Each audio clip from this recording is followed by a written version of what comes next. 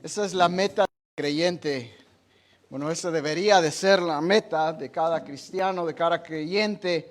Conocer cada día más de Dios. Moisés dijo en el único salmo que él escribió: enséñame a contar mis días de tal manera que aprenda o que añada sabiduría. Quiere decir que te conozca más cada día. Y si usted no está aprendiendo cada día más de Dios, estamos perdiendo nuestro tiempo en realidad. Eso es lo que Dios quiere. Y quiero invitarles a abrir su Biblia una vez más al libro de Mateo. Continuamos nuestra serie en los verdaderos valores cristianos.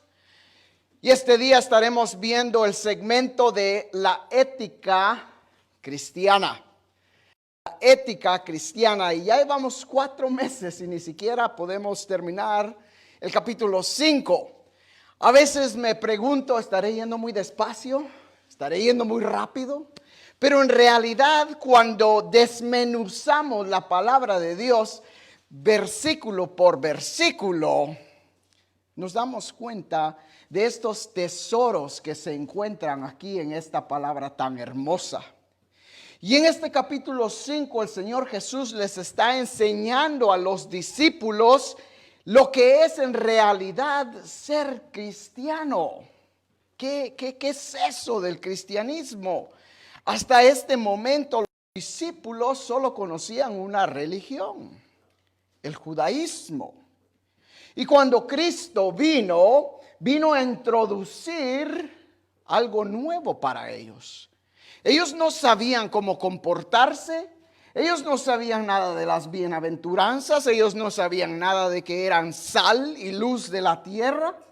Ellos no sabían nada más que la ley que les había sido enseñada desde su niñez. La ley de Moisés, el Pentateuco. Y ellos se lo habían aprendido, lo sabían, lo vivían. Pero ahora Jesús les viene a decir: esto han oído, pero yo les digo esta otra cosa. Y los discípulos, no cabe duda que se quedaban rascándose la cabeza. Decían, ¿qué quiere decir todo esto? Quizás usted vino también de otras religiones. Y cuando usted vino al cristianismo, no sabía cómo comportarse. ¿Qué es esto del cristianismo? Cuando Nicodemo fue a Jesús, Jesús le dijo: Nicodemo, te es necesario nacer de nuevo, te es necesario empezar de nuevo. Y en este segmento del versículo 38 al versículo 48, con la ayuda de Dios estaremos concluyendo el capítulo 5. Jesús les está enseñando a los discípulos en cuanto a su conducta como cristianos ahora. ¿Qué tan importante es la conducta del cristiano? Déjeme decirle que debe de haber una diferencia. No debe de haber nada, ni una línea gris, como le llamamos, entre un cristiano y un no cristiano. O entre un cristiano y un cristino, como les digo yo. La persona que cree en Cristo debe de reflejar cada día a Cristo. Y si esa persona no refleja a Cristo cada día, esa persona no ha muerto aún a su vida pasada. Y aquí Jesús está a punto de enseñarnos en cuanto a la ética cristiana. ¿Qué es la ética? Son principios o valores morales. Ahora, la Biblia, hay muchos puntos, muchos tópicos, no se dice tópicos, muchos subjects, temas, gracias. Temas que no nos habla específicamente. Pero cuando los estudiamos, cuando lo analizamos, podemos darnos cuenta que muchos de esos temas se relacionan con el pecado del hombre, con la caída del hombre, y Dios tiene las respuestas para todas esas situaciones. Pero en esta ocasión aquí Jesús está hablando específicamente de la ética moral del cristiano. Valores y principios o principios morales. ¿En dónde inician los valores o principios morales? En la familia, en el hogar. Cuando sus niños estaban pequeñitos, usted empezó a enseñarles los valores, los principios que usted aprendió de sus padres, quizá de las personas con las que se crió, valores y principios morales para que ellos continúen desenvolviéndolos. Un día sus hijos van a tener hijos también, si es la voluntad de Dios, y ellos harán lo mismo. Les van a enseñar los principios, los valores morales que usted les enseñó a ellos. Como cristianos tenemos una responsabilidad grande. Porque nuestros principios, nuestros valores morales deben de estar basados a la luz de la palabra de Dios. Ahora, esto es un problema. Porque cuando la persona viene a Cristo ya en sus años de adulto, ¿qué pasa? De repente se da cuenta, eso no era lo que aprendí. Eso no era lo que me enseñaron. ¿Qué es esto? Y ahora empieza un conflicto, el cual Pablo le dice en Gálatas, entre el espíritu y la carne. Una batalla diaria. El espíritu es contra la carne y la carne contra el espíritu, dice Pablo. Esos principios morales que usted quizás en un tiempo había aprendido, ahora deben de ser basados en la palabra de Dios. Y puede ser que no sean los mismos valores o principios que había usted aprendido desde niño. Debemos cambiar nuestra mentalidad. Eso es lo que nos dice Pablo en capítulo 12 de Romanos. Os ruego pues por la misericordia de Dios que presentéis vuestros cuerpos en sacrificio vivo, santo, agradable a Dios, que es vuestro culto racional. Y se me escapó la segunda parte de ahora tenemos que ir. Romanos capítulo 12. Romanos capítulo 12 rápidamente. Versículo 2 fue el que se me escapó. No os conforméis a este siglo, sino transformaos por medio de la renovación de vuestro entendimiento. Renovaos, transformaos, cambien su manera de pensar, dice Pablo, por medio del conocimiento de la palabra de Dios. Así es de que está Jesús hablando en cuanto a estos principios, en cuanto a estos valores morales, y estamos en el versículo 38, y dice Jesús, oísteis que fue dicho, ojo por ojo y diente por diente. Esta es la ley más antigua. La primera vez que la encontramos es en los años 2285 al 2242 antes de Cristo. Se encuentra en el código de Hammurabi, que fue un rey de Babilonia. Esto fue antes de la salida de Egipto. No cabe duda que es por eso que encontramos 3 veces en el Pentateuco referencia a esta ley que había surgido, que se había dado en estos años. Le voy a dar 3 citas para que las anote. Éxodo 21, 23 al 25, Levítico 24, 19 al 20 y Deuteronomio 19, 21. Son tres referencias a esta ley que había surgido. Esta ley se le conocía como la lex talionis o la ley de la venganza o de la retaliación. A ese punto había llegado la gente. Ahora, hay mucha malinterpretación en cuanto a esa ley. Hay unos que dicen, bueno, la Biblia dice ojo por ojo, diente por diente. Así es de que me diste uno y ahí te va el otro. El que me la hace, me la paga. Pero dice Proverbios capítulo 24, versículo 19, no digáis al que me la hace, me la paga. La Biblia dice, no digan esto, sin embargo, la gente es eso lo que dice, ¿verdad? Ojo por ojo, diente por diente. Y es bíblico, así es de que me la hacen, me la pagan. Esta es una malinterpretación grande de esta ley. En primer lugar, aunque se conoce o aunque muchos le llaman la ley de la venganza, es todo lo contrario. Esta ley, el propósito principal era de limitar la venganza, evitar la venganza. Llegó el momento donde la gente decía, este me mató mi gallina, pues le quito su burro. Este me mató a mi burro, le quito a la hija. Completamente opuesto de lo que estaba sucediendo. Entonces esta ley surgió para que la gente dijera, ok, te mató tu gallina porque le pasaste el carro encima, tienes que darle otra gallina.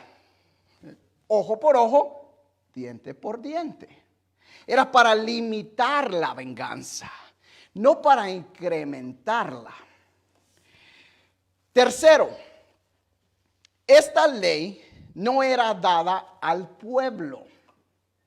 Esta ley era dada a los jueces para que ellos tuvieran como una guía en qué basarse cuando ellos estaban tratando, estaban juzgando casos como los que acabo de repetir. ¿Verdad? Bueno, tú le mataste tu gallina, debes de darle otra gallina. ¿Verdad? Cosas por el estilo. No era para el pueblo, era para los jueces. Y aquí Jesús está haciendo mención de esa ley. Oíste que fue dicho ojo por ojo y diente por diente. Y pasa a dar 3 ejemplos, pero yo os digo, no resistáis al que es malo. Antes, a cualquiera que te hiera en la mejilla derecha, vuélvele también la otra. Otro versículo que se malinterpreta. Conocí a un cristiano que me decía, a mí me encantan las peleas. Decía, pero hago caso a la Biblia. Le dejo que me dé 2. Si no me tumba, que se cuide. Me da la primera, le volteo la otra. Cristino. Y hay personas así. En realidad, este versículo no está hablando literalmente. Jesús está haciendo referencia a las tradiciones y a las costumbres que se daban en ese tiempo. En ese tiempo, cuando alguien entraba en alguna discusión, el insulto más grande era de una bofeteada. Ahora, dése cuenta lo que dice, no resistáis al que es malo. En otras palabras, no te pongas al tú por tú al que ni siquiera conoce a Dios. Al que ya es malo, va a ser malo, déjalo que siga siendo malo. Antes, a cualquiera que te hiera en la mejilla derecha, específicamente está hablando de la mejilla derecha. Entonces, cuando una persona le daba una bofeteada a alguien, era el insulto más grande. Y Jesús dice, cuando te insulten, cuando te den con la parte de atrás de la mano en la mejilla derecha, voltéale también para que te den la izquierda. Está hablando figurativamente. Si te insulta una vez, bueno, es malo. Te va a insultar 2 veces. Déjalo. No lo confrontes. ¿Puede usted imaginarse cómo los discípulos se sentían? ¿Qué? ¿Tengo que dejar que me insulten? ¿Sí?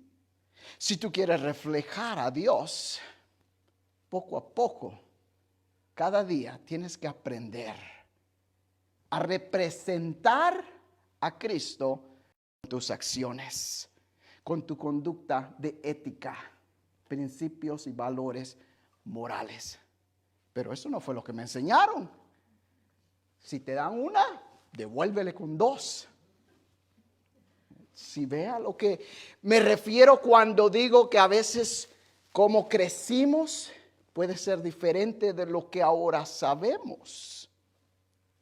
Sigue diciendo el versículo 40, y al que quiera ponerte a pleito y quitarte la túnica, déjale también la capa. Ahora, la persona más pobre en este tiempo tenía cambio de túnicas. La túnica era la pieza de ropa que ellos vestían abajo de la capa. La capa era como lo que decimos ahora la camisa, ¿verdad? Quizás usted tiene cambio de playeras, ¿verdad? Que se cambia todos los días, ¿verdad? Pero en ese entonces ese no era la costumbre. Y si usted no se cambia todos los días, bueno, mejor no vamos a entrar ahí. Pero Jesús les está diciendo, si alguien, dice, te lleva en pleito y te quiere quitar la túnica, dale también la capa. ¿Por qué está Jesús hablando de esto? Bueno, está haciendo referencia a Éxodo capítulo 22, versículo 26 al 27, la cual no vamos a leer por falta de tiempo, pero anótelo usted. En este pasaje, la ley dice que es derecho del hombre permanecer o nadie le podía quitar la capa. Aún en juicio, dice, si le quitas la capa a tu hermano, devuélvesela antes que termine el día. ¿Por qué? Porque era lo único que ellos tenían. La capa era lo que ellos usaban para vestirse, para cubrirse de noche.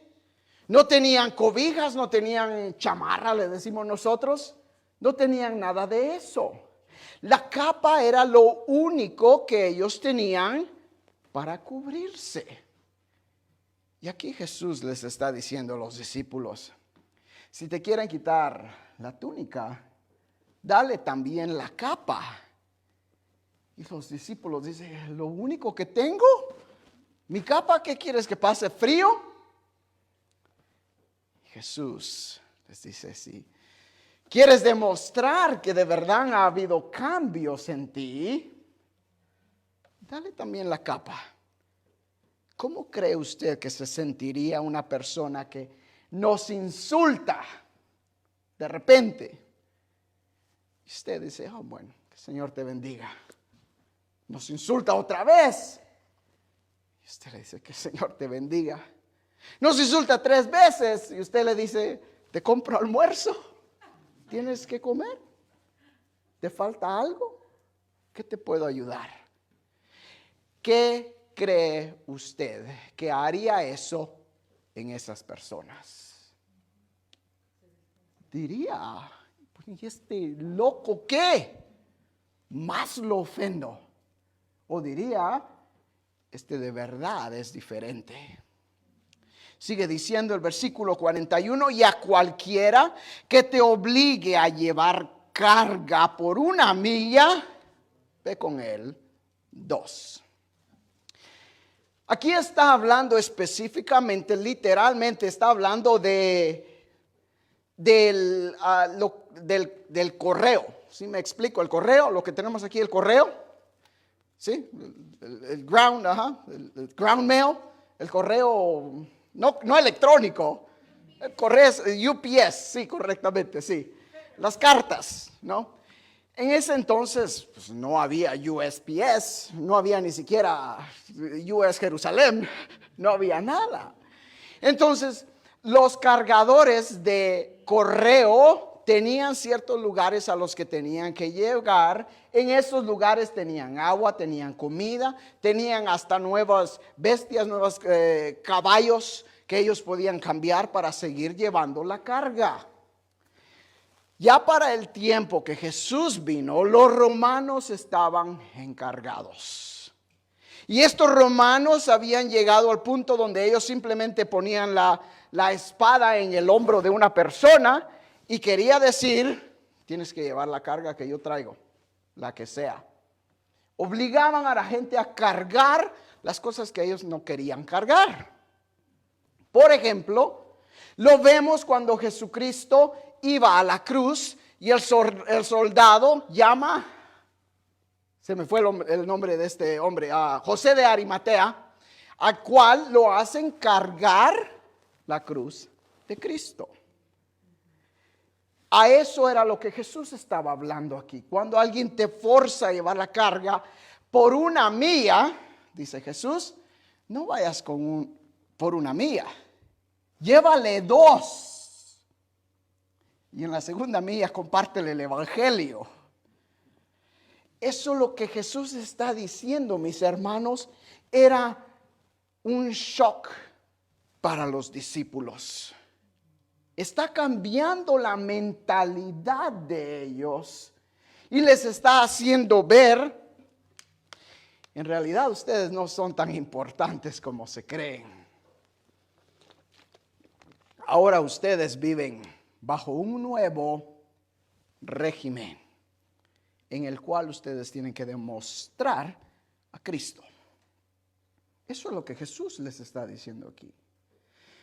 Usted y yo vivimos bajo un nuevo régimen, bajo una nueva criatura, dice la palabra de Dios.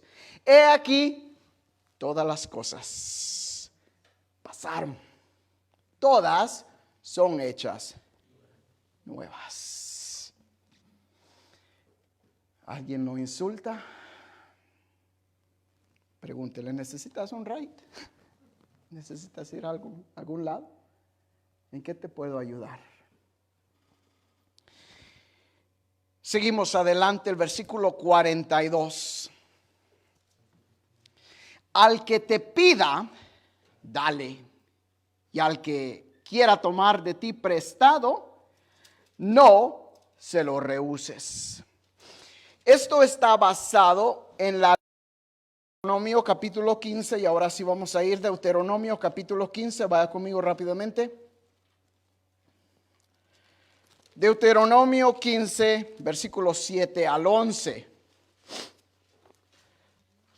Cuando haya en medio de ti menesteroso de alguno de tus hermanos en alguna de tus ciudades, y en la tierra que Jehová tu Dios te da, no endurezcas tu corazón, ni cerrarás tu mano contra tu hermano pobre, sino abrirás a él tu mano libremente, y en efecto le prestarás lo que necesite.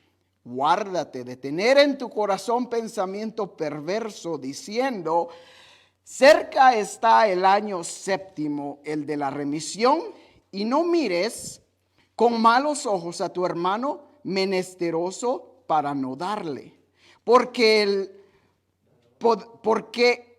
él podrá clamar por ti a Jehová y se te contará por pecado. Sin falta le darás y no será de mezquino corazón cuando le des.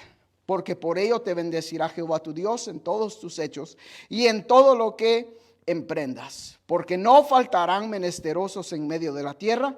Por eso yo te mando, diciendo, abrirás tu mano a tu hermano, al pobre y al menesteroso en la tierra. Regresemos a Mateo. Tengo una confesión. ¿Me permiten? Bueno, de todos modos se los voy a decir. A mí no me gusta prestar. No me gusta prestar las cosas. Y se los digo muy humildemente. No me vaya a malinterpretar.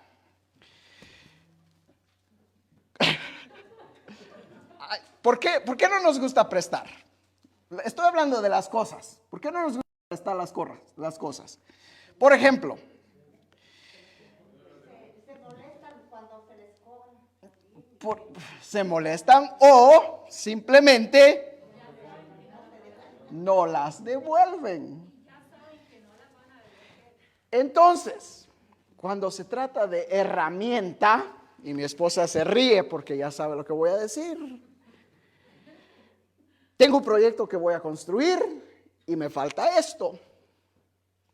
Bueno, voy a la tienda y lo compro. No me gusta prestar. En ocasiones, ya sea que no pueda en ese momento, simplemente está demasiado caro, o no lo tiene el mentado Home Depot, entonces tengo que llamar. Y hermano Omar ya es testigo. Hermano, con mucha pena, ¿tiene por casualidad esto? Sí, pastor, claro que sí. En cuanto termine se lo llevo, hermano. Y no me gusta prestar. Ni siquiera presto al mentado Home Depot, que ellos, si usted no sabe, prestan las herramientas. Cuando la gente a veces viene y nos dice, hermano, ¿tiene esto? ¿Tiene una tacita de azúcar? ¿Está una tacita de azúcar? ¿Qué decimos? Claro que sí, hermano, se la regalo, tómela. Hay personas que son muy dadivosas y prestan sin, no se preocupe, úselo, tómelo, haga con ello. Pero hay algunas como, ay, ¿será que me lo va a devolver? Se lo digo para que usted se dé cuenta que aún los pastores pensamos en estas cosas. Y a veces decimos, aquí está. A veces decimos, aquí está. Nos duele. Y aquí Jesús nos está diciendo, al que te pida, dale. Al que quiera tomar de ti prestado, no se lo rehuses. Obviamente, tenemos que pensar en el tiempo que esto se dijo. En este tiempo todavía no había empezado la persecución de los cristianos, de los discípulos, pero llegó el tiempo que la persecución empezó. Y cada persona, cada familia que seguía a Cristo pasaba una pobreza en realidad, porque en cuanto la gente se enteraba que ellos eran cristianos, ¿qué cree que pasaban? Oh, ¿tú sigues a Cristo? Ve a buscarte otro trabajo, ya aquí ya no puedes trabajar. Los echaban, los sacaban de donde vivían, los insultaban, les quitaban el trabajo. Entonces la gente no tenía ni siquiera cómo vivir. Entonces Jesús está diciendo, cuando tú ves una necesidad y alguien te pide algo, préstaselo, dáselo. Nosotros somos tan bendecidos que nuestro problema más grande es, ay, no sirve el mentado Wi-Fi. Ese es el problema más grande en mi casa. Y digo yo, Señor, qué bendecidos somos.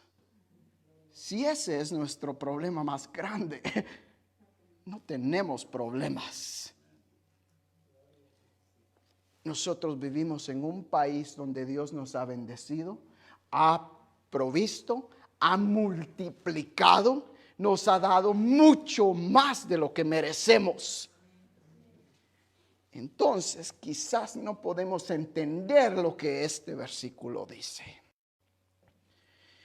Pero si usted ve una necesidad en su hermano, dé. Y yo sé que hay muchos entre nosotros que son dadivosos. Dan y dan más y dan aún más. Y digo, Señor, bendice, multiplica. Y Dios lo ha hecho. Lo sé. De eso es lo que Jesús está hablando aquí. Seguimos adelante, ya que escucharon mi confesión.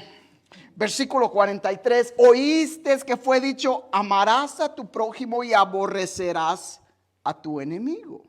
Pero yo os digo, amad a vuestros enemigos, bendecid a los que os maldicen, haced bien a los que os aborrecen y orad por los que os ultrajan y os persiguen. Ay, es fácil amar a las personas que nos aman, pero qué difícil es amar a los que no nos aman. Y esto para mí es el mandamiento más difícil de cumplir. Y hasta le he dicho en oración, Señor, ¿por qué dijiste esto? ¿Por qué? Porque la característica más grande de un cristiano es el amor. La primer característica de un cristiano es el amor. Ese amor es tridimensional. ¿Qué quiero decir con eso? Amarás al Señor tu Dios con todas tus fuerzas, con toda tu alma, con todo tu corazón, de todas maneras. Amarás a Dios sobre todas las cosas. Entonces el creyente que ha aceptado a Cristo debe de amar a Dios sobre todas las cosas. Sobre casa, carro, familia, sobre todas las cosas. Pero también dice, y a tu prójimo como a ti mismo. Y Primera de Juan nos dice que debemos amarnos unos a otros. Y Jesús le dijo a sus discípulos, en esto conocerán que sois mis discípulos, en que os améis los unos a los otros. El amor tridimensional es amor a Dios, amor fraternal entre hermanos y el amor exterior a mi vecino, a mis compañeros de trabajo y aún a mis enemigos. Eso es lo más duro. Con mis vecinos, gloria a Dios, nos llevamos bien. A cada rato les estamos llevando huevitos ahí porque los gallos los despiertan a las 4 de la mañana. Pues al menos llévales unos huevos para que no nos digan nada.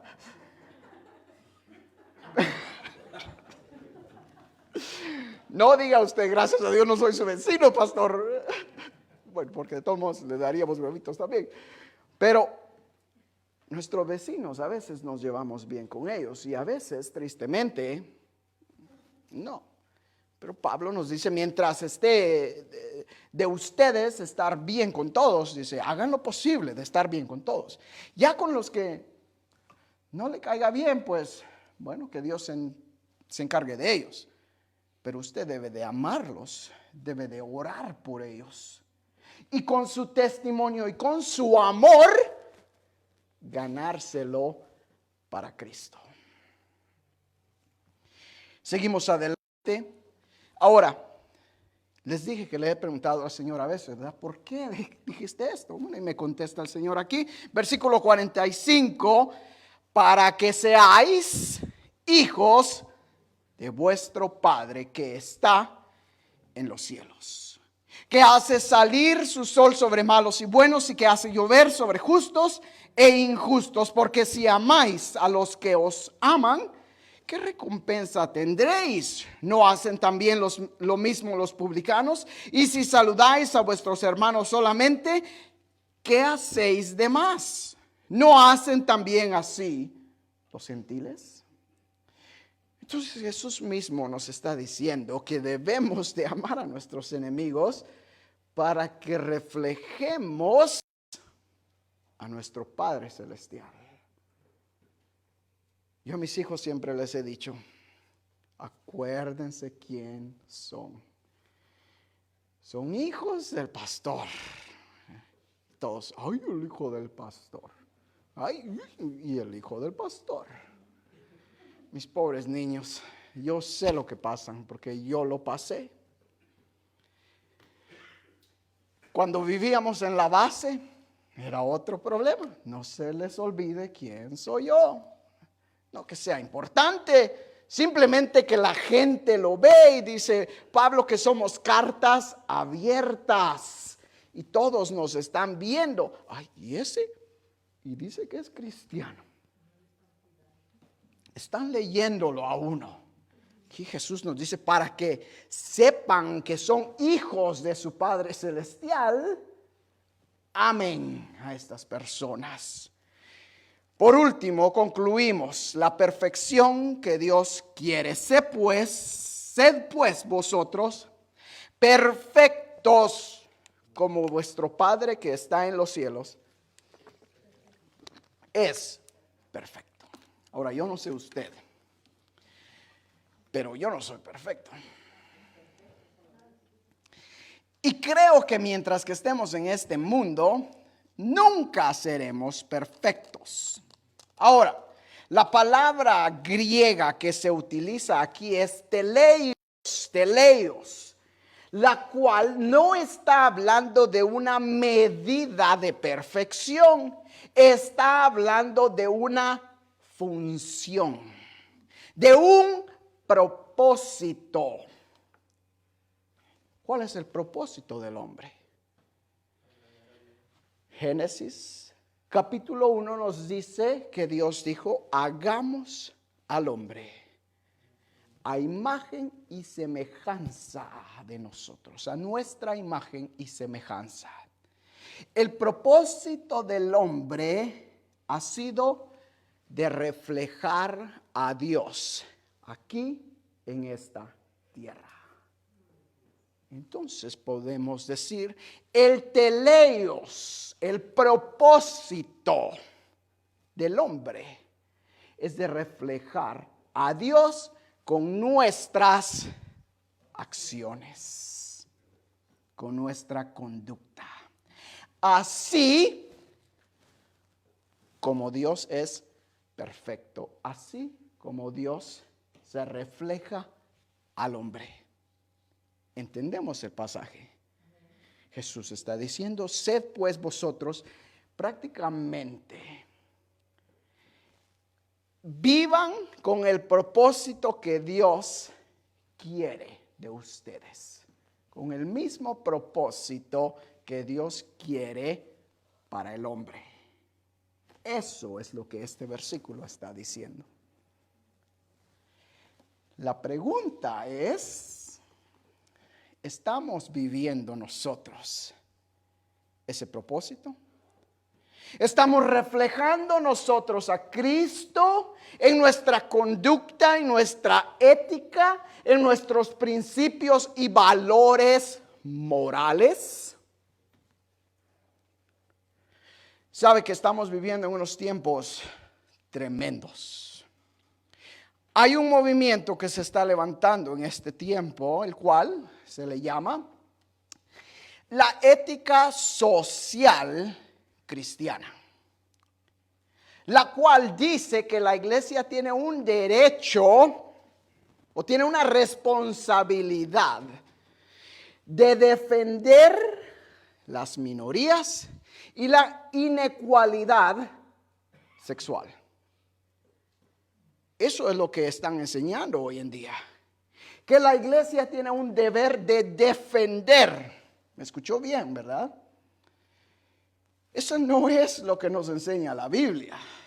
La ética cristiana debe de ser basada en la Biblia. Y se basan porque dice, bueno, Jesús no habló de estas minorías, Jesús no habló ni siquiera de los homosexuales. Entonces debemos de amarlos y debemos de defenderlos. Y dicen que la iglesia debe de apoyar a la mujer que decide tener un aborto. Y en vez de voltear la cara, dicen, deben de pararse con ellos, deben de defenderlos. Perdóneme, pero no puedo hacer eso. Porque bíblicamente mi ética está en contra de las prácticas que estas personas viven. Por supuesto, nuestro deber es de amarlos y los amamos. Jesús mismo murió por Judas. Lo amaba. Yo estoy seguro que Jesús le dolió cuando Judas se quitó su vida. Sin embargo, el pecado del hombre es el que no les permite aceptar la realidad y vivir una vida que refleje a Dios, que tenga el propósito que Dios quiere de nosotros. Incline su rostro. Señor, te agradecemos por esta palabra, por estas lecciones que aún hasta nuestros días se aplican. Gracias, Jesús, por habernos enseñado la conducta que tú quieres de nosotros. Ayúdanos a vivir una vida que refleje a ti cada día. Una vida que te refleje con nuestras acciones, con nuestras actitudes, con nuestros principios, con nuestros valores. Y que todo lo que hagamos, sea de palabra o de hecho, lo hagamos para la gloria y honra de Dios. En tu nombre oramos. Amén. Que el Señor les bendiga.